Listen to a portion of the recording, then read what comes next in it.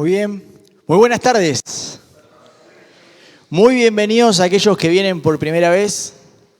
Como en su casa o como en nuestras casas, siempre recibir visitas es lindo, es agradable. Así que realmente nos gozamos de que puedan venir, estar compartiendo con nosotros y queremos que se repita, ¿está? Como en nuestra casa queremos que se sientan a gusto y que puedan volver a compartir este tiempo. Realmente nos alegramos por su presencia. Vamos a compartir unos minutos con la palabra de Dios. ¿Tienen sus Biblias a mano? No escuché nada. ¿Tienen su Biblia a mano? Ah, me encantó. Bien.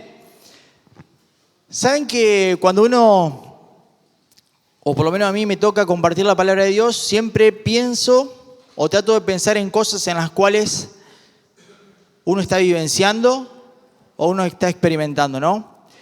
Y se me cruzaba en esta semana el título de Caminar o Caminando bajo la incertidumbre, ¿no? ¿Cuántas veces en nuestra vida vivimos momentos difíciles, momentos de incertidumbre, momentos de angustias en los cuales se nos hace complicado nuestra vida? Y pensaba, y en esta semana leía un versículo en un libro que por ahí muchas veces en los púlpitos o en nuestra iglesia, o por lo menos yo en particular, no acudo frecuentemente, que es el libro de Proverbios. ¿Saben que el libro de Proverbios es un libro hermoso, espectacular? Porque tiene un montón de consejos, un montón de principios que nos ayudan en nuestra vida cristiana. Y hoy en esta tarde quiero considerar un Proverbios que realmente en esta semana me fue de mucha bendición. Y saben que en el libro de Proverbios nos ayuda y nos insta a buscar la sabiduría. Pero no una sabiduría acá en lo terrenal, sino una sabiduría que va más allá y que frente a diferentes situaciones, diferentes circunstancias, el libro de Proverbios nos desafía y nos alienta a buscar la sabiduría que viene de lo alto. Así que te invito a que me acompañes ahí en el libro de Proverbios. Si no tenés la Biblia, lo vamos a ir viendo acá en la pantalla. Y como siempre me gusta que podamos comenzar leyendo juntos este proverbio. Capítulo 3, vamos a leer Proverbios, capítulo 3, versículo 5 y 6.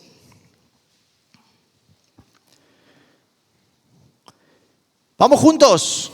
Lo tenemos acá en pantalla. 1, 2, va. Fíate de Jehová de una pequeña parte de tu corazón y apóyate en tu propia prudencia. Reconoce a Dios en algunos caminos y tú enderezarás tus propias sendas. Pará. Vamos de vuelta. Por favor, si unificamos las versiones, porque se nos está haciendo un embrollo. ¿Vamos nuevamente?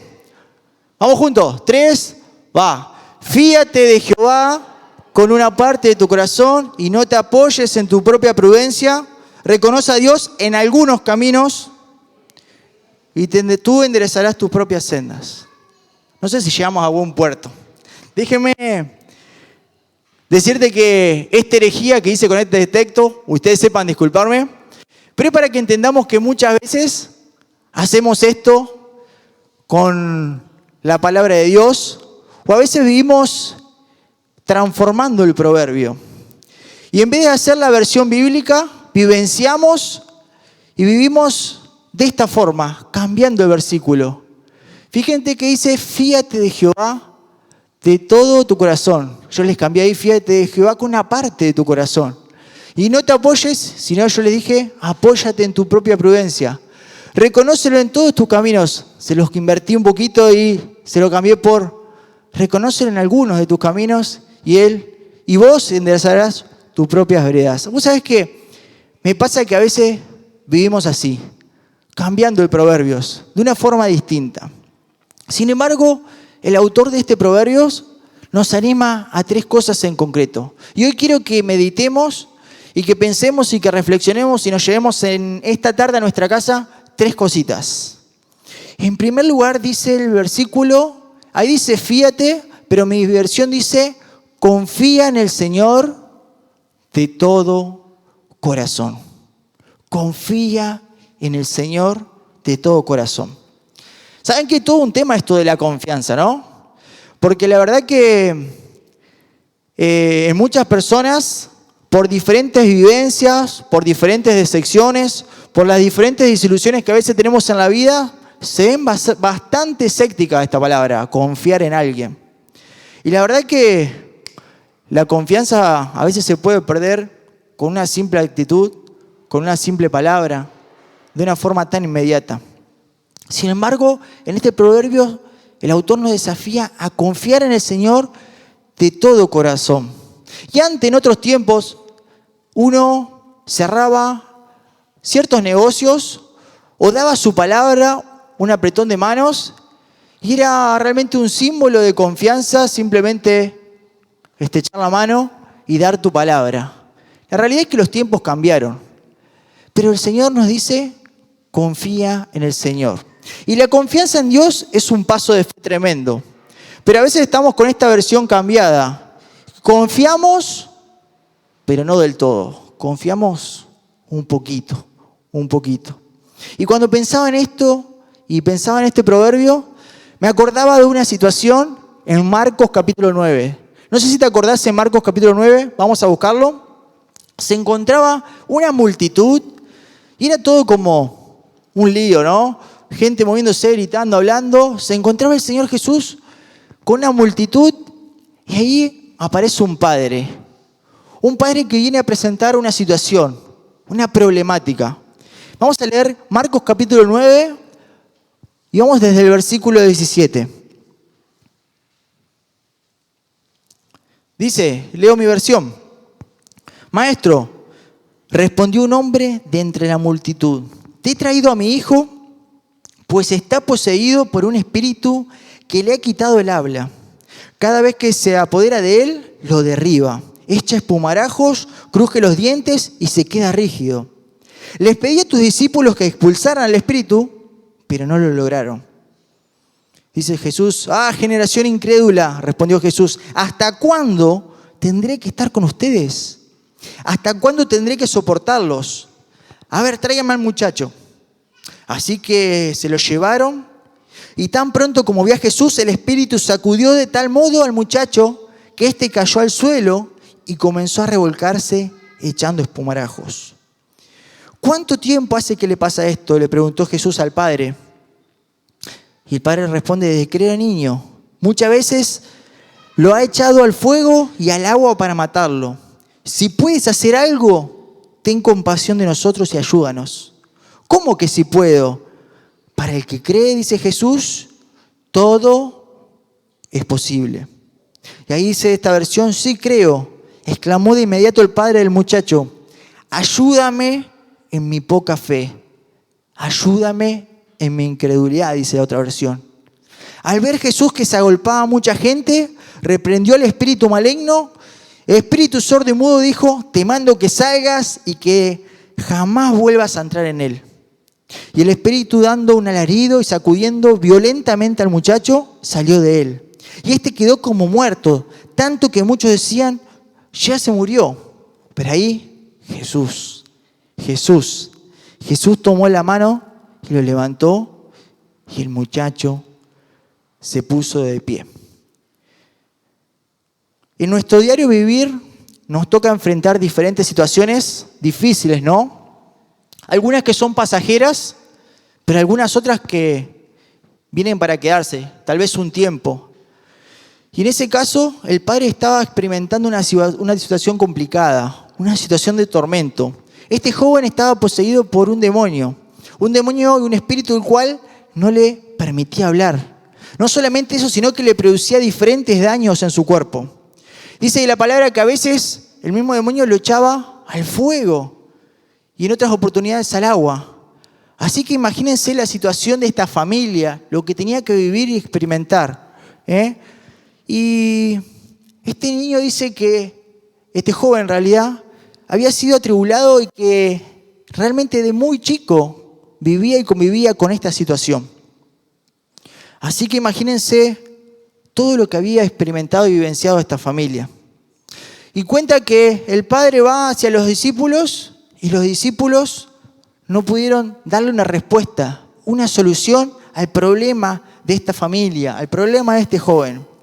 Es así que sin intercesor, directamente el Padre acude a aquel que tiene el poder, acude a aquel que realmente tiene el poder para hacer y obrar de una forma especial.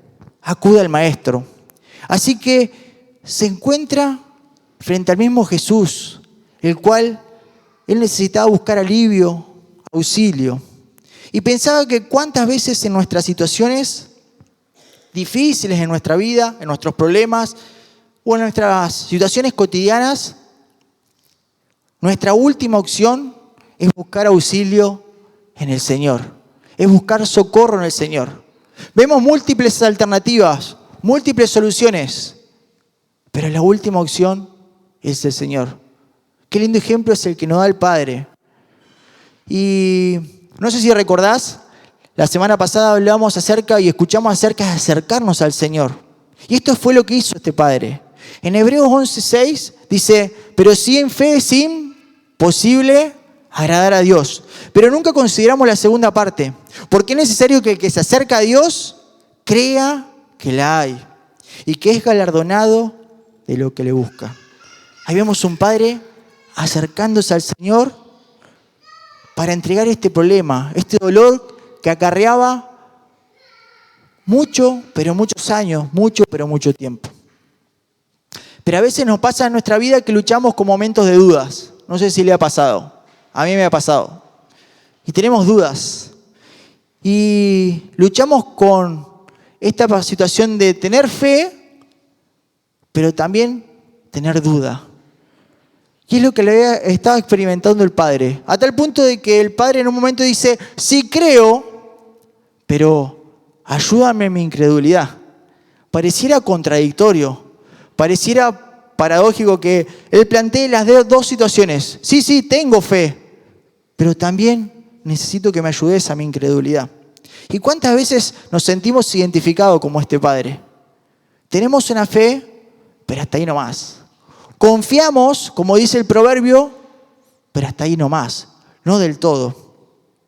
Y acá vemos que la incredulidad no solamente era del Padre, sino también de los discípulos, que no habían podido hacer nada para poder ayudar a esta familia. Así que en esta situación, el Padre encomienda a su Hijo, y me encanta analizar estas hermosas charlas que tiene el Señor Jesús, a veces con sus discípulos o a veces con personas comunes y corrientes. Y ahí se encuentra con el Padre y empieza una conversación un ida y vuelta. Y este Padre, siendo sincero, le dice, sí, creo.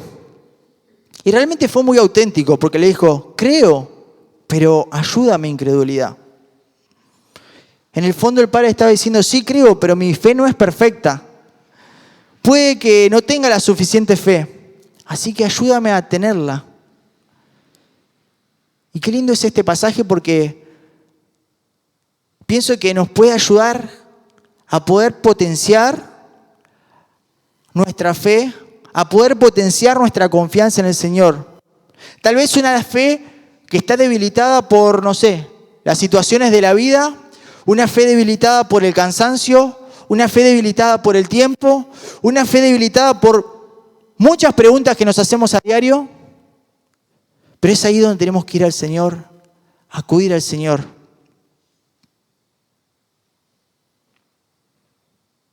Y a veces ponemos en la balanza la fe con las diferentes situaciones y una va haciendo contrapeso a la otra. Las dudas sobre la confianza y la fe. Y a veces tenemos momentos de contrapeso y vamos y venimos. Pero qué lindo es poder decirle, Señor, tal vez no tengo una fe perfecta, tal vez me falta tener más fe. Señor, ayúdame a poder tener una fe realmente como la que tú quieres. Señor, creo en vos, pero realmente hay veces que vivo en incredulidad. Y eso era lo que se planteaba en esta situación. Ahora bien, confiar en Dios no es una cuestión de voy a obligarme a confiar en Dios, voy a entrenarme, voy a confiar en Dios, voy a poner mi mente y esforzarme. La confianza en Dios llega cuando uno pasa tiempo y uno palpa y degusta por sí mismo la fidelidad y la confiabilidad del Padre. Fíjate que él busca hablar con el maestro. Y ese es el desafío que tenemos que hacer nosotros. Plantearle nuestras preocupaciones. Tener un ida y vuelta con el Señor, a veces con discusiones fuertes, ¿no? Me ha pasado. Pero si realmente queremos desarrollar una fe, una confianza en el Padre, debemos invertir tiempo en Él. Debemos invertir tiempo en oración, tiempo en su palabra. Dice Romanos 10:17. Así que la fe viene por el oír. Y el oír, la palabra de Dios. ¿Quiere aumentar su fe? ¿Quiere aumentar su confianza en Dios? Búsquenlo en la intimidad. Tenga conversaciones profundas con Él en oración. Búsquenlo en su palabra. Él va a dar respuesta a diferentes situaciones. En primer lugar, el proverbio nos desafía a confiar en el Señor de todo corazón. No de una forma parcial, sino de una forma total y plena. Pero en segundo lugar, el Proverbios nos dice en la segunda parte, no dependas de tu propia prudencia o no dependas de tu propio entendimiento. ¿Cuántas veces nos creemos que la sabemos toda, no? Que la tenemos clarinete, que la tenemos clara, pero en realidad muchas veces no es así. Y pensaba un poco en el rey Saúl. El rey Saúl era un hombre el cual había sido elegido por el Señor para ser el primer rey de Israel. Tenía todos los atributos y todas las condiciones para ser un gran rey. No solamente físicas, porque dice que impresionaba en su apariencia, era alto. No solamente tenía gran valor, sino que también ponía en acción, no se echaba atrás. Tenía todas las condiciones para ser un gran rey. Él había sido el rey designado por Dios, pero él, lejos de obedecer, creyó que podía ser rey por sí solo, por su propia prudencia. Y vamos a ver que en su reinado, cuando obedeció a Dios, Saúl tuvo grandes éxitos. Pero cuando él actuó por su propia cuenta, ahí es donde comenzó el declive en su reinado y en su vida, en donde tuvo grandes fracasos. Y uno de sus grandes, como dijimos recién, grandes virtudes también tenía grandes defectos. Y uno de sus defectos era su arrogancia. Él creía que era experto en todo, sin escuchar y sin pensar en las opiniones de los otros. Déjame recordarte una situación. Saúl, en 1 Samuel, capítulo 13, versículo del 9 al 14, no lo vamos a leer, así no se nos va el tiempo. Solamente búscalo y te invito a que lo leas en tu casa. No sé si te acordás. Previo a una guerra con los filisteos, Samuel le da una indicación muy concreta, que lo espere para poder rendir sacrificio y holocausto al Señor. Samuel comenzó a tardarse. Y una de las características también de Saúl era impaciente. Así que no llegaba. Así que Saúl, dice el versículo 9, ordenó, tráiganme el holocausto y los sacrificios de comunión. Y él mismo ofreció holocausto. Y en el momento en el que Saúl terminaba de celebrar el sacrificio, dice, llegó Samuel, salió Saúl a recibirlo y lo saludó. Pero Samuel le reclamó, ¿qué has hecho? Y Saúl le respondió, pues como vi que la gente se desbandaba y que tú no llegabas en el plazo indicado y que los filisteos se estaban acercando, así que rendí sacrificio. Así que dice el versículo 13, miren lo que les dice Samuel a Saúl, te has portado como un necio, no has cumplido el mandato que te dio el Señor, tu Dios. El Señor habría establecido tu reino sobre Israel para siempre, pero ahora te digo que tu reino no permanecerá.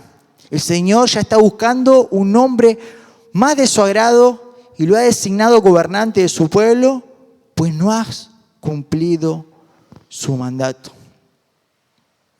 Saúl, en su propia opinión, pensaba que ¿para qué vamos a estar esperando a Samuel?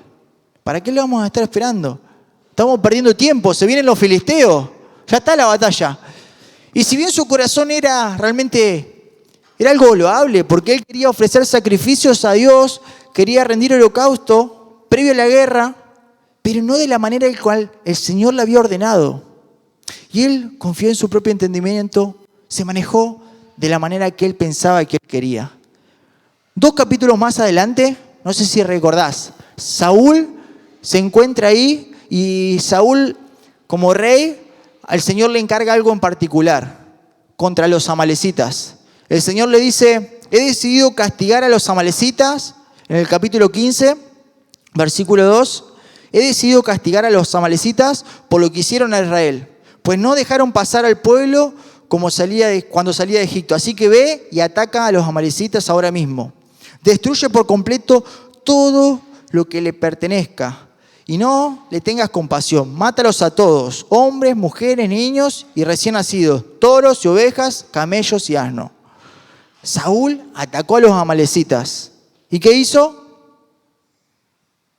¿Qué hizo? ¿Fue obediente? No. No solamente que dejó con vida al rey Agab, no solamente eso, sino que también, en lugar de quemar como el Señor le había ordenado, ordenar todos los bueyes, matar a todos los bueyes, a los camellos, a los asnos, sino que se me dejó a lo mejor para él, para su gente. Me imagino el asado, el costillar que se habrá hecho. Se dejó lo mejor. Se guió por su propia opinión. Y es ahí donde se encuentra con Samuel. Cuando Samuel llegó, versículo 13, si lo tenemos ahí, dice 13, cuando Samuel llegó, Saúl le dijo: que el Señor te bendiga, he cumplido las instrucciones del Señor. Un cara dura el tipo. Entonces dice: ¿por qué entonces, le dice Samuel, no obedeciste al Señor? ¿Por qué echaste mano del botín e hiciste lo que ofende al Señor? Pero si yo he obedecido al Señor, insistió Saúl, he cumplido la misión que él me encomendó. Traje prisionero a Agab, rey de Amalec, pero destruí a los amalecitas. Y del botín los soldados tomaron ovejas y vacas con el propósito de ofrecerlas al Señor tu Dios. Y miren lo que le responde Samuel. ¿Qué le agrada más al Señor? ¿Que se le ofrezca holocausto y sacrificio o que se obedezca lo que Él dice? El obedecer vale más que el sacrificio y el prestar atención más que la grasa de carneros. No, y el versículo 26, nos adelantamos, dice: no voy a regresar contigo, le respondió Samuel. Tú has rechazado la palabra del Señor y Él te ha rechazado como rey de Israel. De mal en peor iba. Y ya conocemos el final de la historia, ¿no? De Saúl. Fíjense, confió en su propio entendimiento, confió en su propia prudencia. ¿Cómo fue el final? Un final de desobediencia, un final esquivo en donde el Señor se apartó de él. Pero quiero recordar una historia distinta. El Señor Jesús, cuando elige a los discípulos, se encontraba ahí en la orilla y había un grupo de pescadores, personas a la cual hacían de la pesca su profesión, personas en las cuales no solamente sabían de métodos, no solamente conocían lo que en la juerga se llama hay pique, ¿no? Donde salen más pescados, sino que día a día vivían de eso. Sin embargo, se encontraba Simón con un grupo de pescadores y dice que estuvieron toda la noche pescando y esforzándose para pescar. Y no habían pescado nada. Se encuentran con el Señor Jesús y el Señor Jesús les da una orden y les dice: súbanse a la barca y vayan a agua más profunda, que realmente iba a haber pesca, se iba a producir un milagro. Obviamente nunca hubieran pensado que hubiera sido cierto. Como un carpintero, alguien que se dedica a la madera, que tiene otra profesión, me va a decir a mí, yo que soy un pescador, experto que vivo de esto, cómo tengo que echar, dónde tengo que echar las redes. Sin embargo, la actitud de Simón fue muy distinta. Fue obediente. Si tú lo dices, Señor, y encararon con la barca. Fueron a aguas más profundas, echaron las redes y dice que se rompían las redes y desbordaban de la cantidad de peces. Tal así que tuvieron que llamar a otra barca para poder completar y poder llevar y llenar todos los peces de esa barca. Qué distinto es la actitud que tuvo Saúl a la que tuvieron sus discípulos. Es ahí donde Simón se rinde ante Jesús y le dice, Señor, quiero ser un seguidor. Y él le dice, Señor, ahora te convertirás en pescadores de... Muy bien.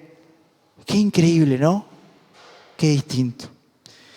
Ojalá que el Señor nos pueda ayudar a ser cada día más obediente a Él y que no nos guiemos de nuestra propia prudencia. En primer lugar, confía en el Señor de todo corazón, no una partecita, no ahí a medias tintas, con todo tu corazón, aún en esos momentos de incredulidad. En segundo lugar, no te fíes de tu propia prudencia, de tu propia inteligencia. Puedes ser muy inteligente, pero el Señor está por encima de cualquier cosa. Ahora bien, quiero terminar en esta tarde con la última parte del Proverbios. La última parte dice algo muy lindo. Dice, busca la voluntad de Dios en todo lo que hagas. ¿Saben qué? He escuchado muchas veces predicadores o en diferentes púlpitos que algunos enseñan que cuando uno no tiene problemas y todo va bien es porque está en la voluntad de Dios. Es como que uno va en un camino color de rosas, ¿no? Así como si uno anduviera circulando en una autopista celestial y espiritual. Pero también he escuchado el otro extremo que cuando uno le va mal y todo va pésimo es porque no está en la voluntad del Señor.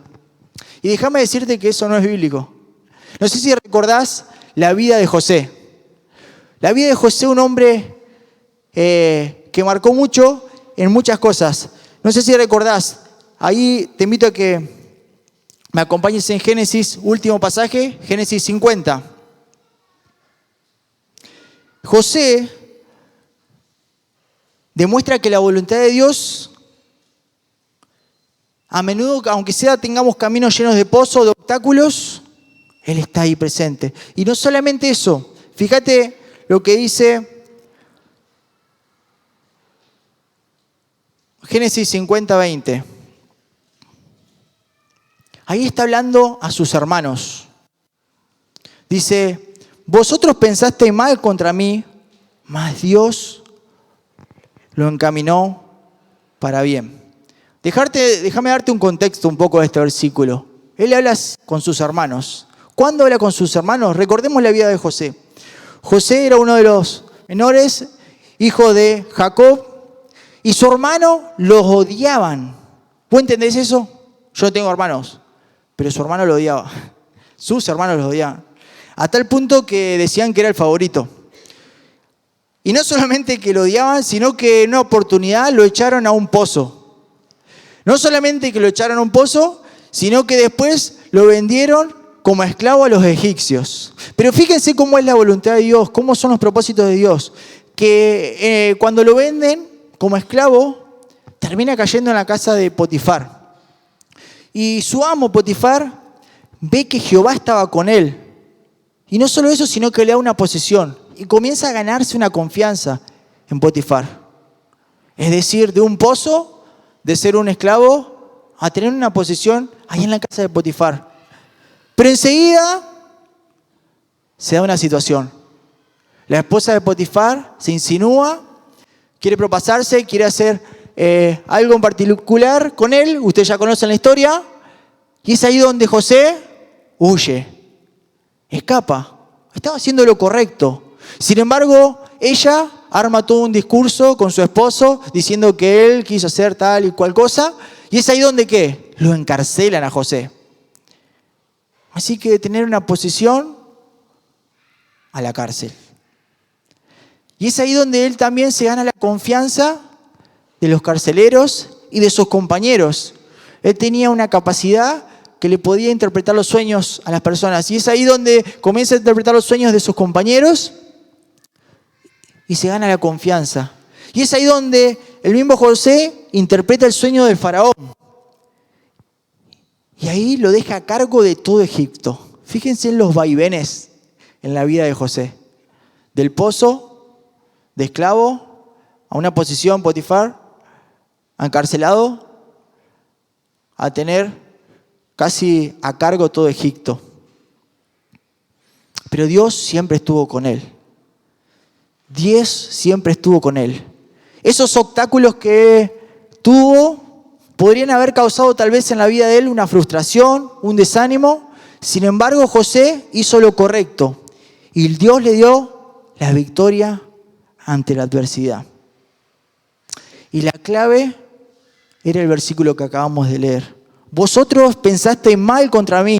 Ahí se encuentra con sus hermanos. Esos hermanos que lo habían vendido, esos hermanos que realmente lo habían tirado a un pozo, se encuentra con ellos pidiendo casi comida, y él en una posición le dice, ustedes pensaron mal contra mí. Sin embargo, Dios encaminó todo para bien. Dios encaminó todo para bien. Aunque tengamos dificultades, aunque tengamos desvíos, aunque tengamos tropezones, circunstancias, Dios está interviniendo. Dios está obrando con un plan especial diseñado específicamente para cada uno de nosotros, para cada una de nuestras vidas. A Él no se le pasa nada. Así que te animo a que podamos terminar como arrancamos. Proverbios 3, versículo 5 y 6. Dice, confía en el Señor o fíate de Jehová de todo tu corazón. En primer lugar, confía en el Señor de todo corazón.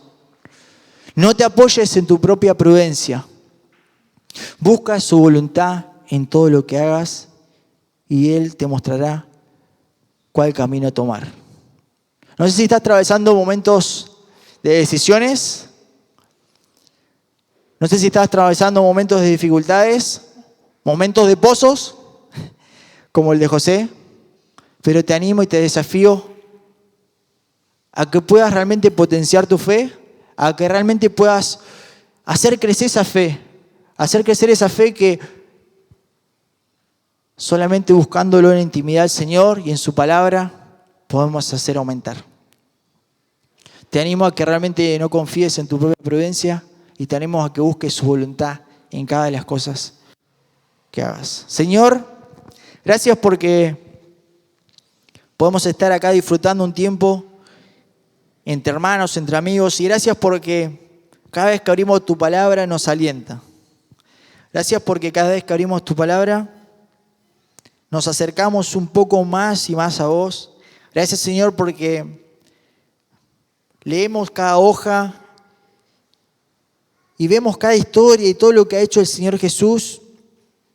¿Y cuántos de nosotros estábamos así, Señor? Como este padre necesitado, entregando una situación difícil o entregando la vida de su hijo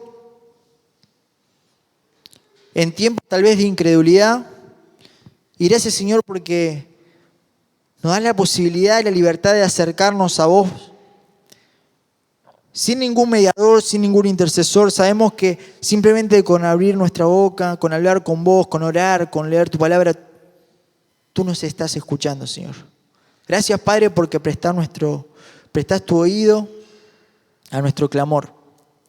Y ahora, Señor, queremos que ayudes a desarrollar nuestra fe, a poder desarrollar nuestra confianza, a que realmente puedas clarificar toda duda que podamos tener en nuestro corazón.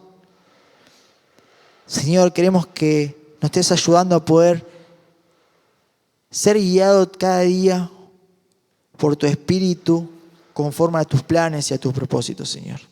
Gracias por Jesús, gracias por su obra redentora en la cruz, gracias por su amor y por su entrega, porque ese sacrificio fue tan grande. Gracias porque ocupó nuestro lugar y ninguno de nosotros lo merecíamos. Pero nos amaste tanto que entregaste a tu propio Hijo, Señor. ¿Quién lo haría? Ahora queremos realmente alabarte, adorarte, honrarte, reconocerte y hacer memoria de tu Hijo Jesús a través del pan, del vino, a través de nuestras ofrendas, a través de nuestras oraciones, a través de nuestras canciones, Señor, a través de nuestro silencio.